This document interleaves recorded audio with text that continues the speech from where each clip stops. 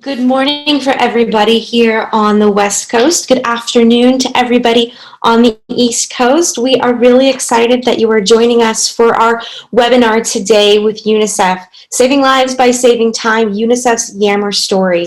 I'm really excited to share this with you, whether you are at UNICEF yourself, whether you are another organization using Yammer or maybe some other social tool and you're looking for information on how to reinvigorate your own Yammer network. So we're really excited to be able to share that with you today.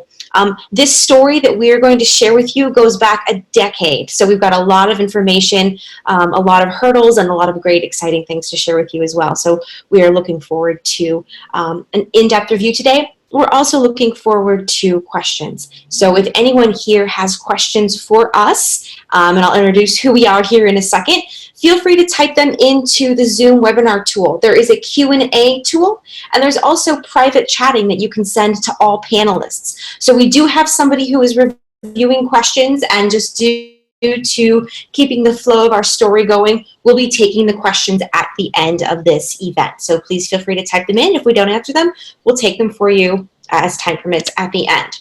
So a quick overview of who we are so that you know who is talking here.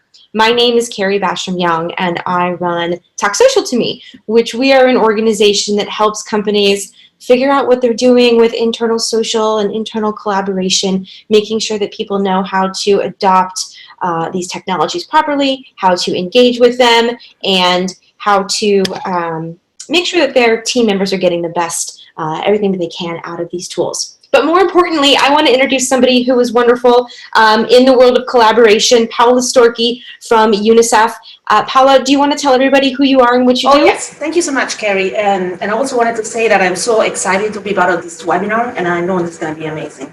So my name is Paula Storkey. I work at UNICEF headquarters in New York. I'm leading a program to manage our online communities. For us, online communities are absolutely critical to empower everyone in the organization and our partners to do more of what we care about, which is saving lives of children, defending their rights, and helping them fulfill their potential from early childhood through adolescence. And we never give up.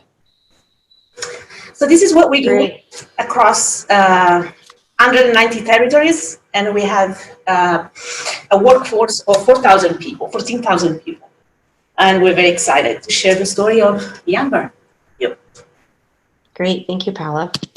Now, Paula and I have been working together for about almost 3 years now, but we want to flash back to all the way back in 2008. And many of you who are here on this webinar will probably remember that time when Yammer was introduced. And for those of you kind of tech nerds like me in the Silicon Valley, you'll remember that TechCrunch, which is a website and sort of a tech news outlet, they were holding an event called the TechCrunch 50. And back in 2008, Yammer won the top prize for best new technology product at this TechCrunch event, which means they got a $50,000 prize. They were going to be disrupting what was happening in internal communications and collaboration with their product. Now, this is a screenshot of what Yammer looked like back in 2008. And this was a decade ago. This was before most organizations were doing much, beyond email, maybe a wiki if you were lucky. And Paula, I want to throw it over to you. Can you tell us about what you were doing in 2008 with communication and collaboration, and how the introduction of Yammer was actually pretty revolutionary for you at the time? Right, and I think, yes, and this really takes us back to a time of real excitement. Back in 2008, UNICEF introduced for the first time a vision for online communities at UNICEF. And in the same year, UNICEF quietly and bravely introduced Yammer. And there was lots of excitement and curiosity. And there was a lot of organic adoption, showing a very good or great appetite for UNICEF staff to connect the dots and communicate quickly and easily within the organization. But what attracted us about Yammer was the fact that it really presented a fun and irreverent culture and appeared to offer something new, exciting, a consumer-like perspective to collaboration that could help UNICEF to eliminate friction, borders, barriers across countries and across geographies. So, and help us really to become productive and become more connected as a result of really becoming a more united workforce. So the intent for us was to make Yammer evolve into a fully fledged social network, connecting everybody at UNICEF. But the story is not quite that way, because what we were lacking at that time was the right sponsorship, but also the right community management program that could have enabled this to happen. And I think that's a really important piece because, we know that there are a lot of Yammer networks out there and other kinds of tool networks as well, regardless of what you're using, that they've been around for a really long time. And then they didn't have that initial sponsorship. And I remember back in 2008 when I was helping companies do this too, very few organizations actually were able to capitalize on that initial momentum. But the good news is I think that there's hope for the organizations that have had something like Yammer for this long. And we're going to get to how we actually got there. So I think it's safe to say, Paolo, that Yammer was in good faith. Some people were using it from 2008 to 2016. But by the time you and I actually met in 2016, things weren't necessarily all rosy. Is that correct? I think so, Carrie. Exactly. So at that time when we met, we only had 1,240 users active on Yammer, and we had about 9,500 people member of the network. We had 400 and more groups. Many of them were inactive. And the time we met, our team, the Learning and Knowledge Exchange team in UNICEF, really decided intentionally to lead an investment in global community management. That's why we really connected with you. And together, we began to really assess what the network was facing at that time with the full intention to revitalize it. The team, after we started our wonderful partnership, expanded and brought in a social network analyst, Pari Clam, and we started our journey. And I think it's important to note at the time that, it was nice that there were 1,200-ish members, but it had dropped significantly. We can see from the screenshot here that we took from our baseline, we knew what we were working with. We had 9,500 people. We were down to 1,200. So there were a lot of people who at the time had been in Yammer and for whatever reason, had disengaged. So not only were you battling with sort of a small group that was using it, but you had a lot of an uphill battle because now you had to reconvince people that they were going to want to use Yammer. Exactly. And so I think the first step that we did in our journey is to capture this baseline. And we were honest with ourselves, right? We knew that we sort of had this, I don't want to say grim, but a definite challenge ahead of us. And we knew exactly where we were and, what we had to deal with. And that was the very first step in our process, was understanding where we were and capturing that baseline. Right. And yes, that was fundamental. And there's a nice quote that says that, we have 2 ears and 1 mouth, so we should listen more than what we say. So what we did, we really started to listen to all, the needs of the users, their problems, their challenges, actually their good stories too. And there were, actually active users on Yammer, people who found value in the platform, but they really needed to learn more about why and how to make it even better for them. So what we did 2 global surveys, over hundreds of interviews with people from all over the world. We also did a series of case studies, but importantly, we met face-to-face with most of the community managers here in New York. We did 3 face-to-face workshops, bringing all of them together, bringing external partners too, to tell us how they were actually experiencing communities in their organizations. And we came to learn many things about Yammer. The people come to Yammer for the purpose of learning, mostly. Our users, our community members, they really want content to be work-related and high in quality. They really look for a unique place to learn something that is very relevant to their work. And we also learned, Carrie, that only half of our users access Yammer on mobile devices. It's a big challenge for us. Then the most important thing is for us is to learn that 70% of our community members, they really want to be part of a community that has a clear purpose and is relevant to the work. and they feel the sense of connectedness, not only because they start to know each other, but also because they start to work together and accomplish something that is much greater than the sum of the parts. So it's That's right. And I think that's important too, to kind of understand the depth of the work and how much time it really took to gather this information, both the qualitative data and the quantitative data. And, you know, I think we were fortunate because we had all the time in the world. We'd had Yammer forever. No one was demanding some ROI report, but for you to be able to do 2 global surveys and to interview and connect with 100 people face-to-face or over Skype or some other tool took over a year to actually do, to gather this data. So it was a slow and steady process, but very, very valuable, but not time constrained. And I think that's a really important thing for us to impart to everyone on this webinar, is that it did take a lot of work. And there was not a magic bullet, and there wasn't a bot. There wasn't sort of magic thing that we could do that was going to instantly change this overnight. In order to understand what our users needed, it took a lot of conversations and a lot of distilling down what they shared with us, and then getting to the next step in the adoption of Yammer. Right, and then it enabled us to meet with all the people who are actually passionate about this work too, which help us to bring back the human factor into community building at UNICEF, which to me was amazing. Definitely. And that led us to be able to address the challenges. We knew that there were a lot of challenges, but now we were able to put our finger on each one of them. Why weren't people using Yammer?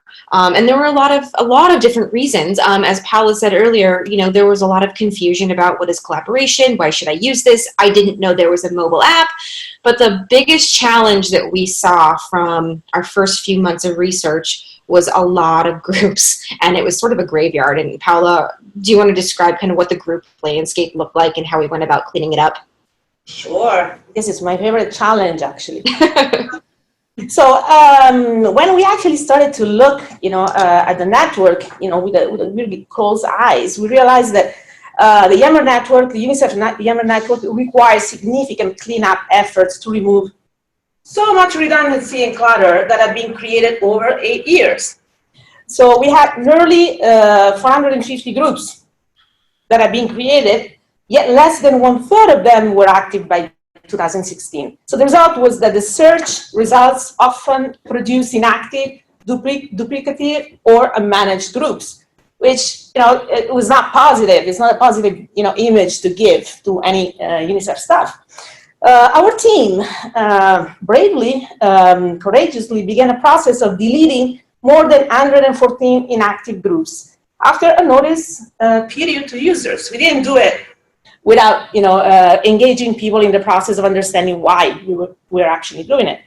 An additional 100+ groups began a process of evaluating, you know, themselves to determine what were the next steps they should follow in order to become healthy and active again. Our team also was really, really involved in trying to explain how powerful it could be to combine groups, right, that are talking about the same thing, conversations that are repeating themselves. And so we merged, I think, something like 10 groups that were only talking about collaboration, right? Ironically, right, with each other, and also another 20 that were focused on different applications that were rolled out, you know, from IT and from other groups. But what happened as a result of this? Yes, we got a much simpler, better curated, and more valuable community that, you know, that now offer much higher quality content and more visibility to greater audiences. Additionally, go ahead. Sorry, Paula. Continue. I wanted to say the last thing about this, that all the groups that were merged together were assigned a community leader. So to make sure that, you know, after all that work, you know, they could actively manage, you know, the network. So I think that was very important to do it. Absolutely. And that gave us the opportunity to establish some official groups in the network. And then in the groups that really were official, where people were going to be collaborating about a specific topic, we could then use more effective linked groups as well. So we created a cookie crumb trail of all of these official groups that helped people visually understand where to go. We also, again, highlighting that this took quite some time. It took, I think we spent 90 days or so on the group cleanup process, giving users the ability to do their own work. And if they didn't respond, then we took the initiative to archive those groups for them. So you can see here in this screenshot what an archived group looks like.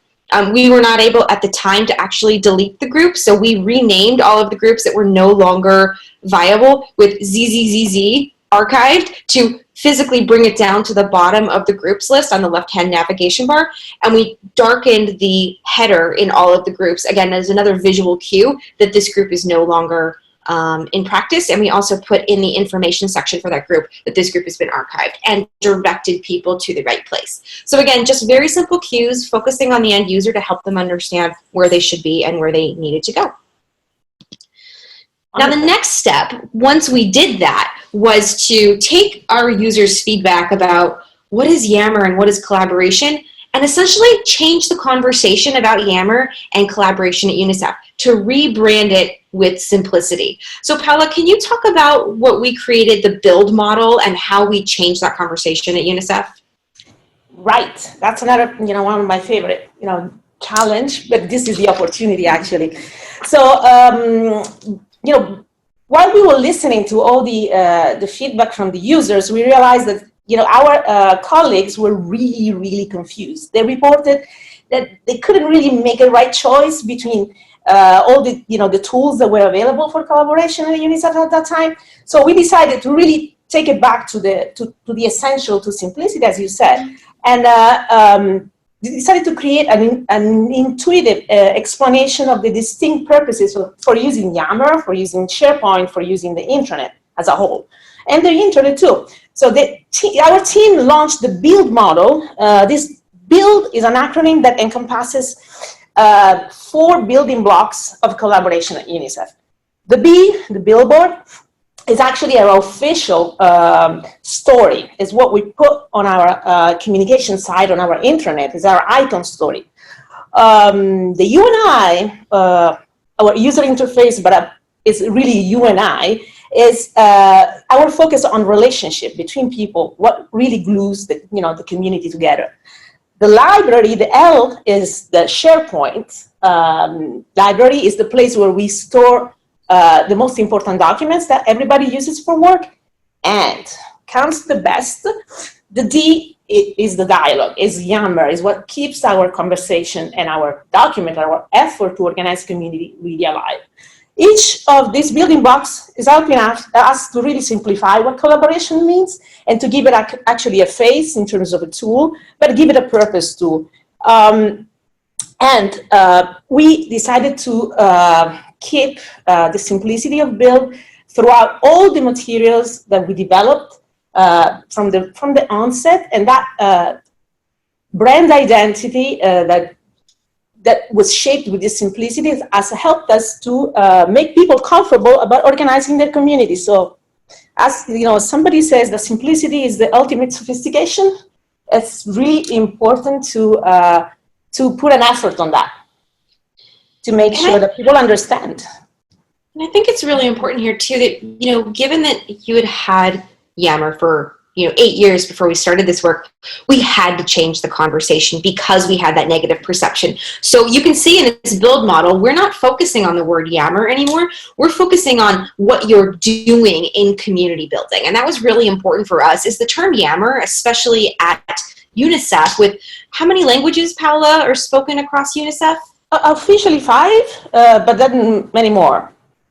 Right. Well, we knew that the connotation of the word Yammer didn't quite translate for a global audience when we have people literally working in the field across, many, many countries in the world. And so we had to change this to a word and a program that would make sense to everybody across different languages. Right. And then I think the old metaphor of building really served the purpose of rebuilding, our community on Yammer. And also, it transmitted to us this vision that we all have to be architects in really orchestrating our collaboration in the most effective way. So I think it elevated the whole concept of collaboration in the organization. Absolutely. And that allowed us to move on to the next phase. We had mentioned earlier that we knew there were small pockets of groups of people using this effectively, and we were able to create these new case studies. But I want to throw it to Paula to talk about 3 of the groups that we found that were doing a really good job initially in Yammer, and that over the course of 18 months, we were able to support through community management and coaching them one-on-one how to use Yammer effectively, how we actually created impact with these different organizations that in turn created impact through children across the globe. So Paula, I'll throw it to you to talk about WASH, Digital Labs, and the supply community. Yes, with pleasure. So, so this, these 3 groups are like top performing groups on Yammer. We work together with them. We say like alone we can do really little, but together we can do so much. It's thanks to these champions, group champions, that we really managed to role model positive, effective community building. Let's start with WASH in school. WASH in schools is a unique WASH global external community led by UNICEF. Under UNICEF leadership, this community that actually sits on an external Yammer network has extended relationship with 80 partners in 80 countries, and really harness the power of collaboration with regular exchange of knowledge, of good practices, webinars, and anything that has to do with improving, the access to water and sanitation for boys and girls in every school in the world. The community membership of this group has expanded tremendously since 2016. It's doubled. It's now about 500 people. It's very important to say that is the first community, external community that UNICEF leads with that kind of collaborative leadership, very strong, role modeling how learning really becomes inclusive. People who share interests or passion not only learn from each other, but also are empowering each other to perform better. And we're doing it together with our staff, but we're doing it together with many partners from our private sector, from public sector, from government, from faith-based organizations. And I think it's really, really remarkable. And this community is the only source of global knowledge that is specifically geared towards people on the ground, making sure that the WASH in school reaches every child. So that's the WASH in school. The Digital Labs is another fantastic champion ally of this community building at UNICEF. It's a great showcase of how we advance digital transformation by really building a community of media enthusiasts and people who are actually doing communication on the ground, more than almost 900 of them, who are really empowering each other with the knowledge and skills they need to communicate UNICEF work, effectively, consistently, digitally. And the community is role modeling how we can increase the scope for innovation because of the exchange of so many different ideas and solutions encouraged by community members. People are thinking differently, are dealing with digital differently, and actually they're realizing that communication professionals across the globe, when they learn together, it's a big plus for them and also for UNICEF as a whole. And then, supply community, exciting, extremely exciting. One of the top performing groups across all UNICEF, based on activities, number of users, active users, leaders, role modeling. It has seen really a huge jump in participation in the last 6 months, and it turned just 1,000 or above, or beyond people today. So it's a fantastic case. It's a great showcase of the power of communities to bring people together around the globe and create a sense of professional belonging with a real purpose, real and clear purpose. Supply is critical function for UNICEF supports program and emergency. So we have 1,000 of professionals gathering in the world, working together, learning from each other, and enhancing their career progression thanks to the fact that they feel part of a community. And that's really, really remarkable. And I'd like to highlight on these three use cases that, in a lot of organizations, we see sort of the most active and engaged groups as the ones that are more fun, maybe an employee resource group, but that's definitely not the case at UNICEF. And, we said earlier with the data that we had collected, we knew that people were interested in very, very functional work-related groups at UNICEF. And this is why we think some of the top groups here are, performing so well, is they directly affect and impact the work that UNICEF staff is achieving for children every day. So there's no pets of UNICEF group. There's no, we love running club. This is all about work and the impact that people are having for children. And I think that's a really interesting model that shows that, you can achieve high adoption and engagement when the content is exclusively work related. Yes, and there's something like very interesting about these three use cases. We see that the leadership of the groups, they're empowering, the community to take really ownership of its activities, and that they do not try to really manage it top down. And to me, this really role models what is the power of going, online. It doesn't really replace, personal interaction, but it does make, as someone says, many years ago, the opportunities even bigger because people and teams can connect with more people and with a purpose. So it really helps us to really tap into an incredible potential, which we hope we could do more to achieve more. And a last quick note on supporting people as we were addressing our challenges. We knew that we had champions. We worked with them. We partnered with them. Supported them, everything from helping them create 90-day plans to just sort of watching what they do in the community and helping them respond and be more interactive.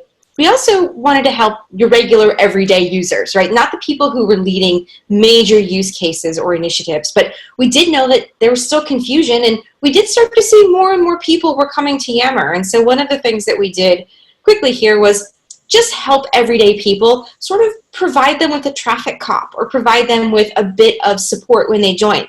And the two ways that we did that were, number one, in the all company feed, one of our community management team members would welcome them. If they joined, we had people who were both formal and informally saying, hi, thanks for joining us. We're happy to see you. We did find that all company feed kind of became a catch-all for the new people coming to Yammer. So it was important to us to greet them whenever possible.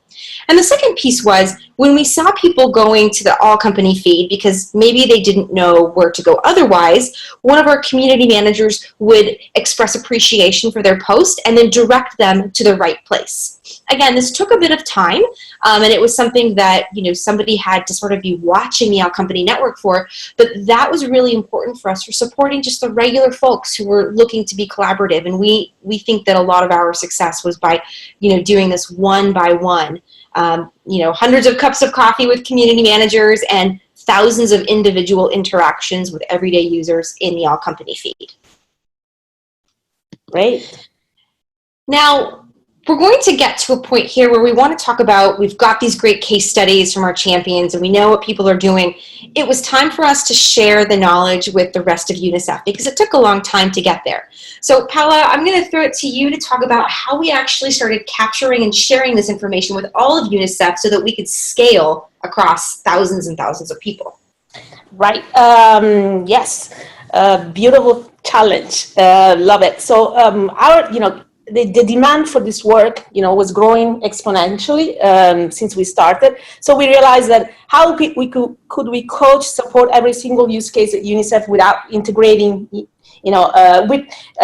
looking to integrate Yammer into their daily workflows without having a place where they could go and find all the resources that we were, creatively putting together. So the solution for that was creating a website, which then evolved into a playbook. You can see the screenshot. The playbook enables, the vision for that is enabling anyone at UNICEF to really find practical guidance and best practices on online communities. The beautiful thing about this website is that it's based on the experience that we have with all these use cases, on the learning that we shaped with them individually and as a group, and as all the great vetted resources that can be useful for anyone. So inside UNICEF, but also outside UNICEF. We also realized that making this set of resources available to our people on the ground in the field was such a new and beautiful and exciting discovery for them. So it's creating a great service. So you will see this soon launched on the web. Exactly. And the idea was that we knew that having worked with all these different use cases, we wanted to make everything repurposable again and again and again. And so the website becomes a place that we host it, where an effective plan that maybe we helped WASH create or Digital Labs create, we could turn that into something that anybody else could use, thereby scaling us, because there's no way that we could be available in all time zones 24/7. So this is really a great way to democratize that knowledge. Now, beyond that, we wanted to legitimize what we were doing with the entire organization. Because, as Paola mentioned, there was not a lot of top-down leadership support or mandate for Yammer, we had to earn the respect and engagement of everybody at UNICEF. So Paola, can you share some of the strategies that were created to explain to the entire organization what we were doing and how we made it relevant to everybody? Sure. So we saw an incredible opportunity when we realized that an exponential increase in Yammer users happens once we really formalize a content strategy. Once we made content available, through the platform, content that was reviewed as high quality, that is, at a very careful planning about what the audience could do with that. So when we saw that, we just decided to invest in a content strategy. So we started to produce curated newsletters showcasing the best content on Yammer on a quarterly basis, on a monthly basis, but also we started to look into what really happens real time on Yammer. So what's the hot topic of the day? What was the most popular thread or conversation that took place last week, or maybe it's taking place for 6 months. We have threads that keep going for months and months. So we decided to package that and using a very simplified, lexicon. We try to use a language that really relates, people can relate to, can explain what all this work is about, and letting people voices emerge in all of this and increase their visibility and increase recognition of who does this work well. So we had, the newsletter, Build Insights, the hot list. We created a community, which is called Build, the home for all the community managers, where we share all of this. And we keep writing stories. We have case studies. We published our case studies recently. And we use all channels within the organization, but also outside to showcase, what really works, about this work and what good high quality content really can make to your community. And this was important because at UNICEF, I think, one of the cultural norms is that, being the first to do something is not necessarily what everybody wants to do. And so by legitimizing the work, by showcasing frequently, by really sort of pushing this at people in a UNICEF branded format over and over and over, people were able to see that this is actually something that people are using, they're making progress with, and over time they started to accept it as more of a way that UNICEF does work. So it took a lot of this constant marketing and advertising, essentially internally, to do this. One of the next things that we did is, now we've got people looking at what we're doing. Now we have a lot of different groups that are using our resources. We have our accelerated groups, WASH, Digital Labs, Supply, and others who are really thriving. Well, now people are starting to say, okay, I think I want to use this, but what are the metrics that I should be looking at? And what are the ways that I should be measuring this, which is really important inside any organization. But we knew that when people started asking us for the data that they should be looking for, that we had actually really struck a chord. So Paola, I want to give you the opportunity to share the story of how we sort of hacked metrics together in the beginning through today, where we have some maybe more robust solutions to share.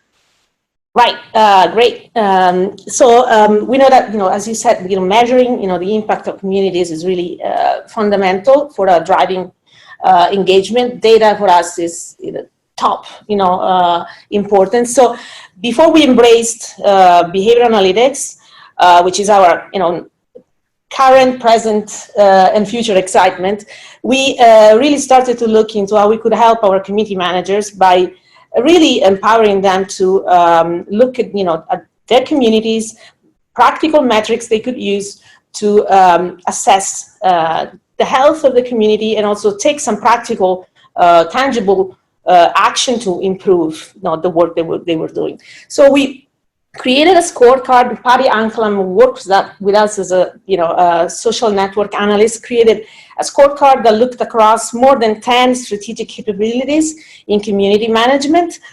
These are ranging from sponsorship, leadership, culture, activity, community management, and more. They were all compared across 4 levels of maturity, and these for a community, starting from reactive, a community that is reactive, to a community that is emergent, a community that is actually engaged, and a community that becomes active. Some of the metrics that we look at were really, as you said, Carrie, we really hacked some of them. We look at the simplicity of the whole experience for the community managers. And so we look at metrics like external relevance, engagement, the various proxies, member viewership, appreciation rate, and we look at those metrics for specific types of communities that are working at UNICEF. So we have 6 of them. For each of them, we look at what could really make sense to measure. And we were able, a couple of months ago, and we keep doing this too, to assess all the groups and realize that more than 300 groups were active during the past year by sustained engagement of replies, likes, reading messages, etc. And so those metrics help us to really report every month about the numbers, the activity, but also some of the quality of the engagement that we really wanted to improve.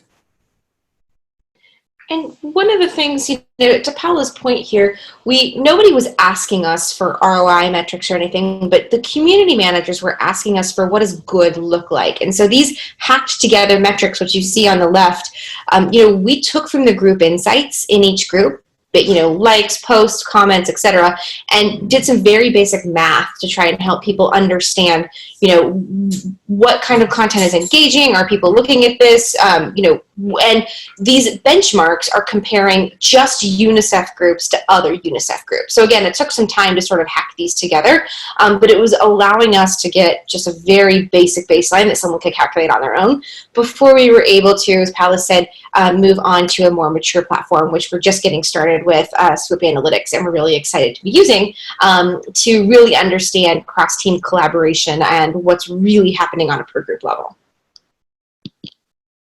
Right. So the results. Those were a lot of different steps that we took over many, many, many months and many conversations and many, conversations with community managers and internally. But we've got some great results. And so, Paola, do you want to share kind of where we're at today, what it looks like now versus 2016, all the way back to 2008? Wow. Yes. It feels like it feels so great, first of all. So, I mean, just going back, when we started, like back in 2016, we had like that low engagement. Then we kept, growing, steadily, and that was so encouraging. So by the June of the same year, we had already like about like 2,700 people had just got back to our previous data, which it was a 20%, 28% of staff, which was so encouraging. Then we got to that kind of milestone when we tripled the engagement in October, and that really gave us, October the same year, that gave us really the sense that the direction we were going, the path we chose to lead was really the right, one. And then we kept going, steadily, and then they say slowly and steadily, you win the race. And we got to March 2018, and then we saw like that growth. We had 560% of growth from again, back to 1,000 members in 2016 to over 5,600 members. Now I think there are much more, many more. And this, is about like 46% of all UNICEF staff, and we believe that is more than that.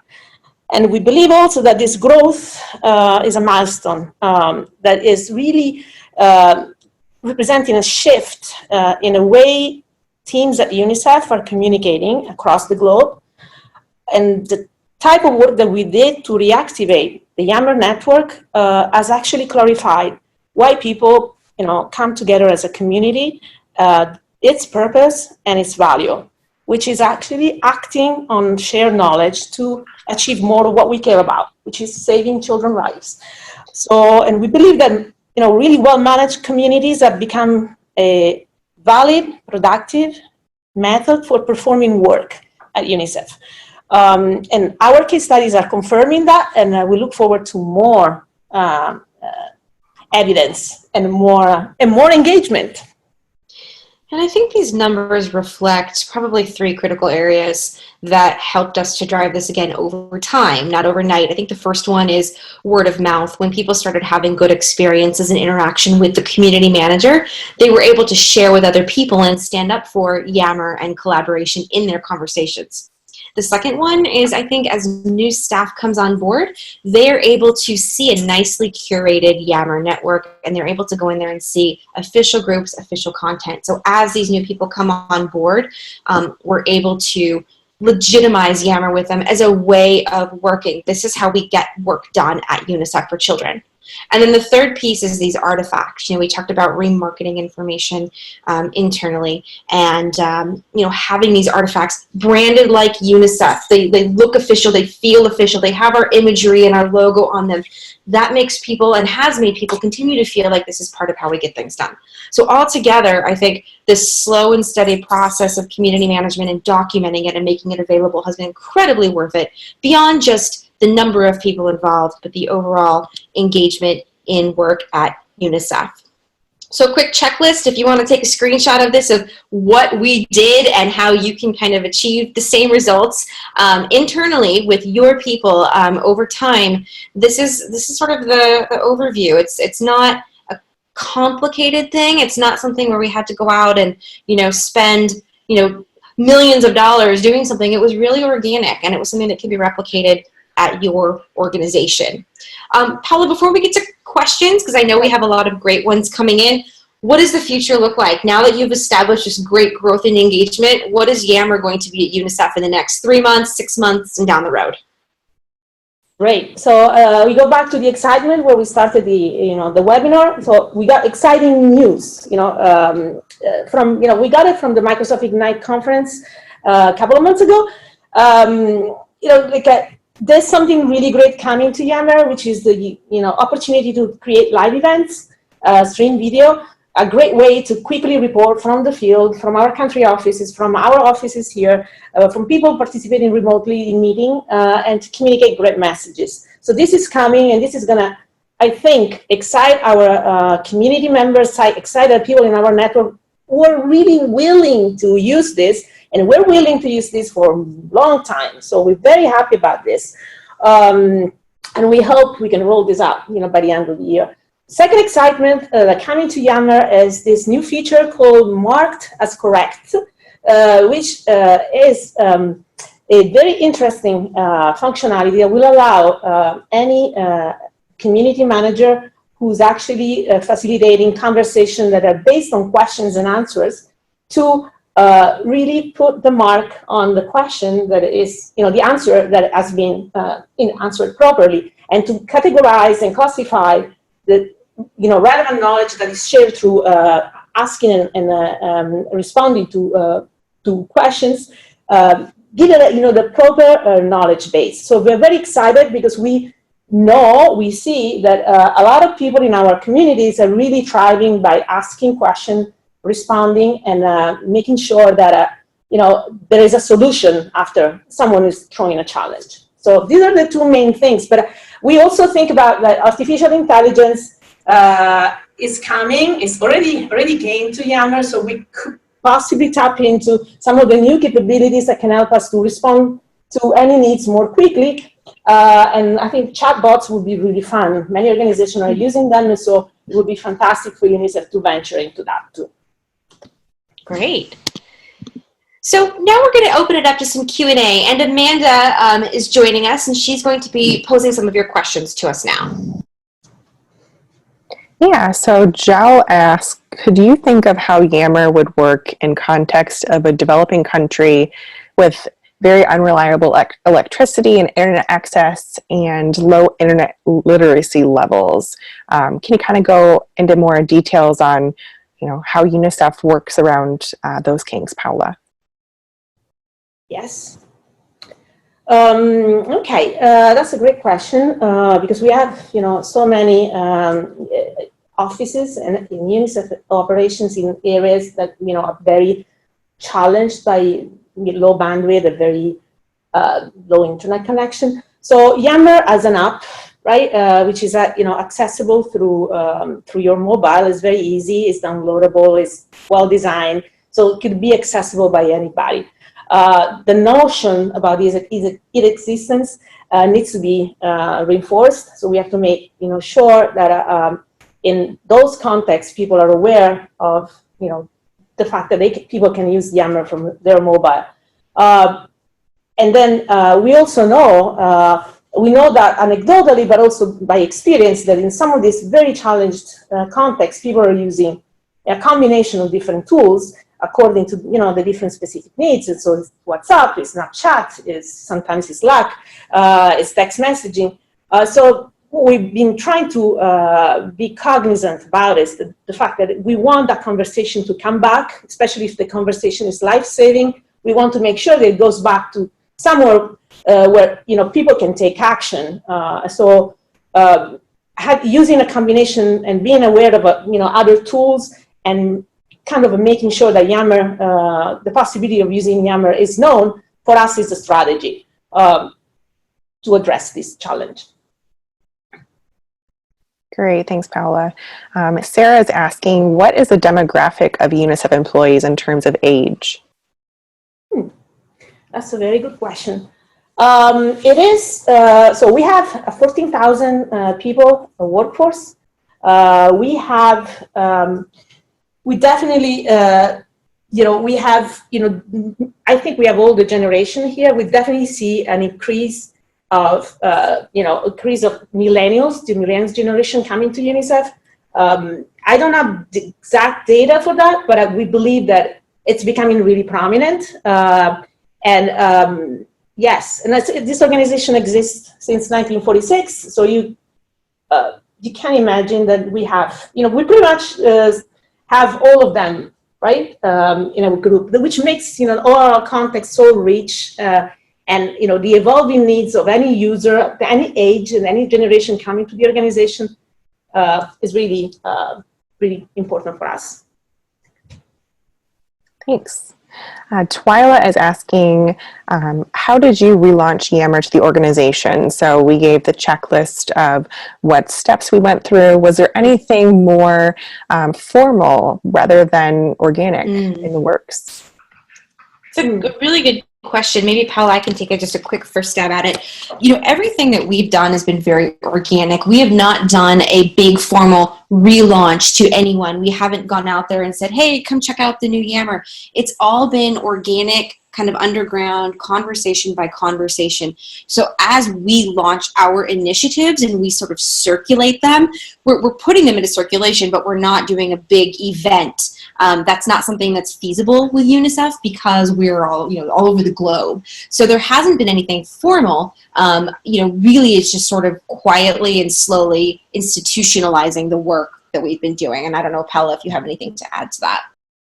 Yes, I think really correct what you're saying. What we're seeing, though, lately is that a few groups that are, they have more of a formal presence in the organization, like for example, the ethics group, in charge of all, evangelizing all ethics activities in the organization, is using Yammer in a way that is structured and giving visibility to a lot of people in leadership position too. So that slowly, I think, is going to help us to, spread the notion that, Yammer is really an avenue, a great channel to spread like initiatives that are so groundbreaking and culturally transformative for UNICEF. Lots of more great questions coming in. Another one we have is from Stacy. How did you manage people who may have posted negative comments about Yammer or on posts about the topic? Well, thankfully, it never happened. we had this is a great question. We never really had encounter over all these years of experience with Yammer, posts that were negative or were like inappropriate. I think the culture at UNICEF has never really probably enabled people to think that way, and we're very happy. We actually have a generous, what we can say, we have a generous community of people actually helping each other, introducing each other, welcoming each other, volunteering for answering questions that sometimes they don't know, so they will sometimes even give a call to somebody that they know. So it's a great question, but thankfully we don't have that experience. This is somebody anonymously asking, what kind of support do you think could make Yammer within UNICEF even bigger? Oh, that's a fantastic question. I think what we've been challenged throughout the process was the establishing the visibility of this work and convincing some of our leaders of its value. I think we have made a huge progress on that. I think what will help us to get even more support would be that this work finally gets more endorsed formally by our leadership at different levels. It started to become, but of course, it can always be more. Great. And we've got a question from Arjan. He's asking, his assumption with enterprise social networks like Yammer is that there would be a great benefit from being a mix of both formal business dialogue and more social interactions. He's wondering if there's any data to back up why UNICEF has used it more in a business manner versus more casual and social. Let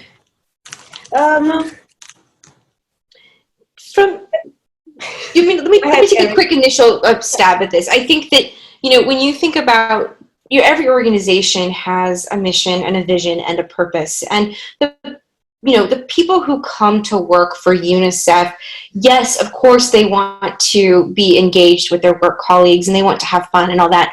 But what I've noticed as someone from the outside, right, coming in and having worked with a lot of different organizations using enterprise social, the people who come to work for UNICEF, some of them sit in an office, but most of them are really dealing with the day-to-day reality of children across the globe who are not in as fortunate of a situation. And so their concept of what they're doing at work on a daily basis is hyper-focused on those children and on those outcomes. And I think that because of the culture of UNICEF and because of the subject matter of what they're dealing with, helping children with basic things like sanitation or, areas in crisis, there isn't a lot of time spent on things that aren't absolutely mission critical. And so for this organization being, in that realm, I think that that's why just culturally every hour of every day is focused on the mission of the organization. And so I think from my perspective, that's how I would address that. Great. That's great. We've got a couple more questions here. I'm going to combine a couple of them because they're similar. We have a couple of people asking how they can use Yammer at their own organizations, and how they might mix Yammer with their intranet, and what kind of best practices you have regarding that, like which tool when. Oh, that's a fantastic question. So Yammer is so well integrated with SharePoint, and SharePoint is so well integrated with Yammer and all the other applications of the Office 365 suite. So, in our build model, we saw that integration,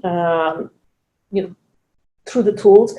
So I think Yammer is really for the purpose of having a conversation and a dialogue, but that's part of the community building. Having a way to really curate, your library and curate your content, making sure that it's high quality and is also promoted by Yammer is so critical. And so I think having Yammer as part of your an active, alive part of any intranet is so healthy and so possible and so actually good. So, and it's all enabled by the Office 365 environment, digital workplace. So I hope this answers the question. Yeah, I think so. And I think we have time for about one more if anybody has another question.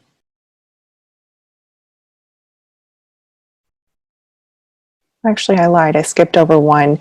The very first question we received was, and I think we did a good job about this with our use cases, highlighting digital labs and the other groups really using Yammer well. But do you want to share maybe one example of how one of these groups used Yammer in a very useful, tactful way for the organization?